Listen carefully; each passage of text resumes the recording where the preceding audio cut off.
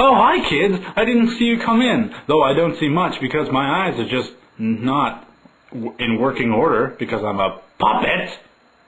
Anyway, today's tale is it's a legendary, it's a classic, and it's called Jack and Jill. I bet you've heard it before, but 1,000 times to 1 you haven't heard this one that I'm about to tell you.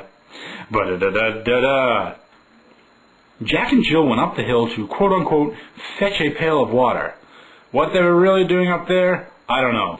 So they went up there to quote-unquote fetch a pail of water, which was probably R-rated, whatever they were doing.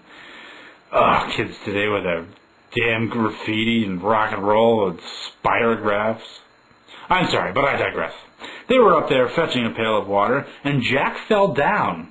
His legs just flat out gave out on him, and he goes rolling, tearing bum down the hill, like, oh my God, my bones. So he smacks right on the bottom of the ground, and he's like, oh, my brain matter.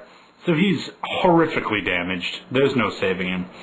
And so Jack falls down, breaks his crown. He was wearing a crown. First of all, why are you wearing the sharpest hat ever devised by man on the top of a steep hill? Ugh, Jack, you fool. Anyway, Jill came tumbling after because she's a follower.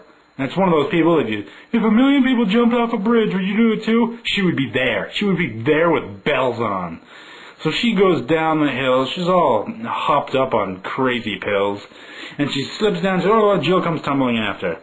Jill notices that Mardi Gras head over there, Jack, has now bashed his skull open like a Mexican piñata, and his brain matter spewed all over the ground below. So she goes, uh-oh, well, I guess I know enough about doctors that I can patch this up in 2 winks of a coal miner's eye. So she gets some toilet paper and wraps him up, but only wraps up his head, and then she goes, oh, I really like this. I feel kind of crazy, and the crazy pills are setting in. So she wraps Jack's body up completely. Doesn't tell any of the authorities or goes to the hospital, wraps it up completely and buries him for 1,000 years. And then they based a movie on it, and it was called The Mummy.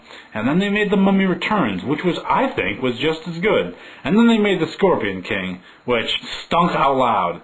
So the moral of this story is, if you're going to the movies, make sure you watch the previews, because they may seem like a winner, and then when you get there, it's, Princess Diaries 2 all over again. Alright, well, I guess I'll go have a snack. See ya.